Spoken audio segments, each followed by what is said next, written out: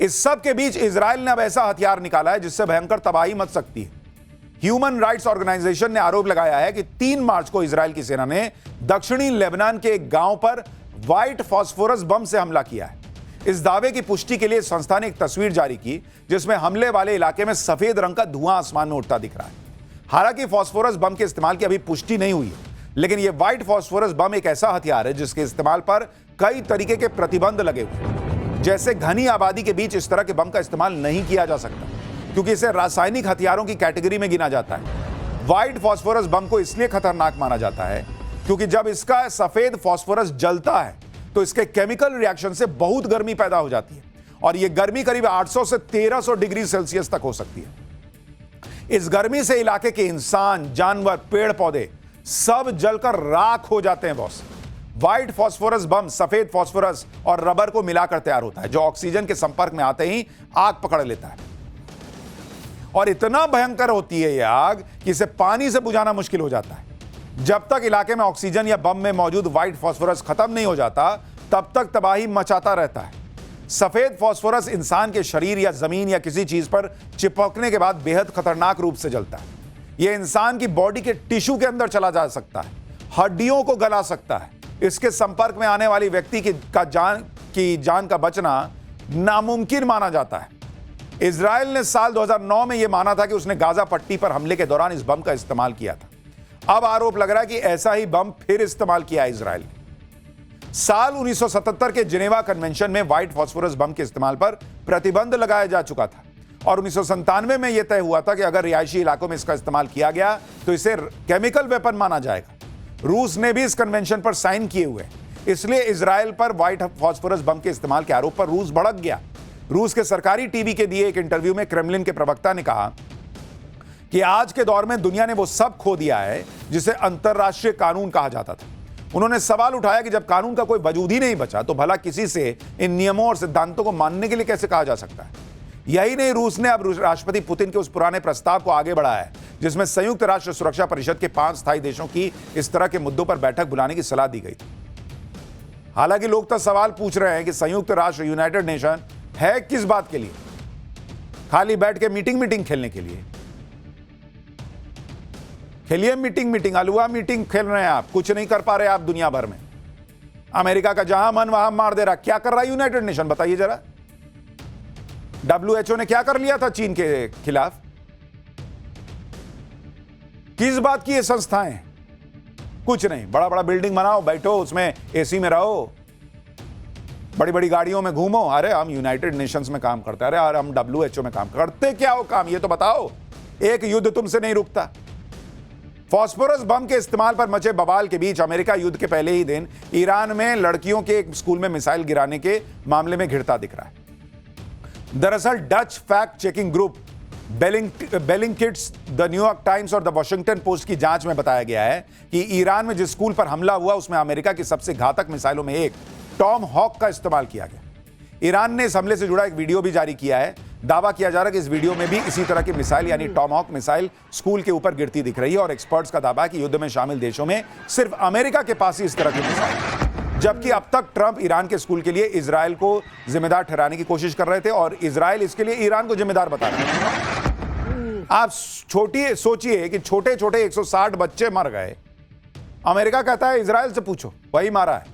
Israel कहता है Iran खुद मार लिया है और वहां जांच रिपोर्ट कह रही है कि अमेरिका का बम दिख रहा है। आप सोचिए कैसा देश है बॉस। बच्चे मार दे रहा है, पानी के सोर्स पर अटैक कर दे रहा है। हालांकि आरोप सिर्फ अमेरिका इजराइल पर ही नहीं लग रहे, आरोप ईरान पर भी विवादों में रहे क्लस्टर बम के इस्तेमाल का लग रहा है। ईरान की तरफ से दागे गए इन क्लस्टर बॉम्ब्स में तेल अवीव में हो रहे धमाकों के कई वीडियो सोशल मीडिया पर वायरल है। क्लस्टर बम का इस्तेमाल भी विवादित है, यह याद रखिए। तो इधर से भी वो हो रहा है, सारी नियमों कायदों ह्यूमन राइट सब की धज्जियां उड़ा के चल रहा है, उधर से ईरान भी वही कर रहा है। देखिए ईरान का युद्ध अब ऐसा भीषण हो गया है कि ना अमेरिका इजराइल रुक रहे हैं और ना ईरान झुक रहा है। कोई क्लस्टर बम मार रहा है, कोई व्हाइट फास्फोरस बम मार दे रहा है, कोई तेल के डिपो उड़ा रहा है, कोई पानी के प्लांट फोड़ दे रहा है। तेहरान से आई इन तस्वीरों को आप देखिए बॉस। हवाई हमलों के बाद तेल डिपो से आग की ऊंची ऊंची लपटें उठती दिख रहे हैं। भयानक आग है बॉस तेहरान में। आग इतनी भयंकर है कि पूरे इलाके में रात में उजाला हो गया बॉस। एक बार फुल फ्रेम तस्वीर दिखाइए, क्या आप देख रहे हैं? भयानक बम फूटा है वहां पर, और उसके बाद तेल डिपो में जो आग लगी है, बाप रे बाप। ये ईरान की तस्वीरें आपको दिखा रहा हूं, तेहरान की। एक और तस्वीर देखिए, इसे तेहरान की सड़कों से गुजरते हुए किसी शख्स ने अपने कैमरे में रिकॉर्ड किया है, जिसमें ऑयल डिपो से आग के साथ ही धुएं का भयंकर गुबार उठता दिख रहा है।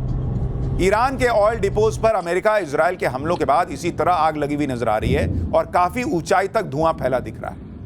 ऐसा लग रहा है जैसे फोटो में नहीं आता था परमाणु बम फटा तो ऐसा हो गया, उस टाइप का लग रहा है। लेकिन ये तेल डिपो में आग लगी। ईरान के ऑयल डिपो में बमबारी से भड़की आग सिर्फ डिपो तक सीमित नहीं रही, ईरान की सड़कें और गलियां भी इससे सुलग रही हैं। ऑयल डिपो से निकला तेल उस इलाके की सड़कों के किनारे बने नालों तक में पहुंच गया और उसमें भी आग लग गई है। इस तस्वीर को आप देखिए, तेल डिपो में हमले के बाद कैसे एक सड़क पर बह रहे नाले में अचानक आग भड़क उठी, जिसकी वजह से वहां अफरा तफरी मच गई। दिखाइए एक बार।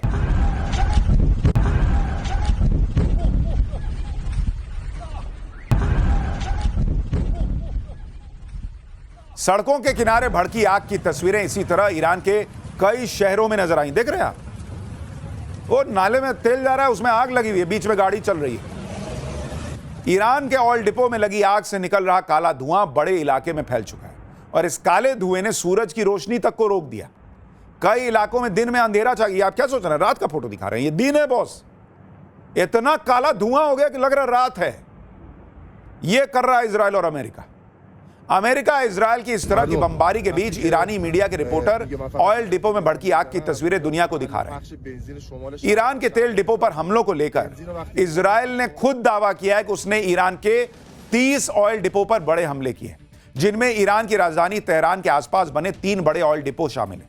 तेहरान के आसपास बने ये ऑयल डिपो सेना के लिए पेट्रोल डीजल सप्लाई करने के लिए बेहद अहम माने जाते हैं।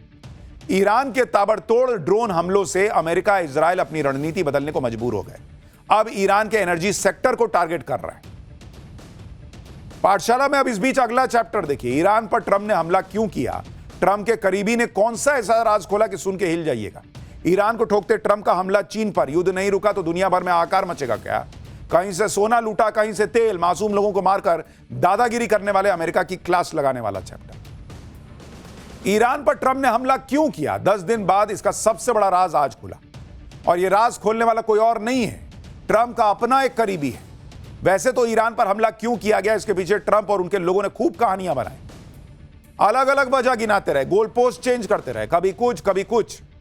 लेकिन अब ट्रंप का असली मकसद दुनिया के सामने खुल गया है, और इसके साथ ही यह साफ हो गया कि ट्रंप अब तक ईरान को लेकर जो बात कर रहे थे वो दरअसल असली प्लान छुपाने के लिए था। आप देखिए कि ट्रंप ने ईरान युद्ध पर अपना असली प्लान छुपाने के लिए क्या क्या कहा। पहले कहे कि ईरान एक आतंकी देश है, ईरान में रिजीम चेंज करना चाहते। तुम हो कौन चेंज करने वाले भाई, लेकिन कह दिया कि नहीं हम करना चाहते। कह रहे हैं कि हमला नहीं करते तो ईरान हमला कर देता। ईरान के न्यूक्लियर प्रोग्राम को नष्ट करना चाहता हूं, ईरान को दुनिया के लिए खतरा बता रहे हैं, इजराइल को बचाने के लिए हमला किया है। ये सारी बातें ट्रंप लगातार बोलते रहे। मतलब तय नहीं है कि इजराइल को बचाने के लिए किए, रिजीम चेंज के लिए किए, परमाणु बम के लिए किए, काहे के लिए किए, कुछ नहीं, जब जो मन में आया बोल दिए।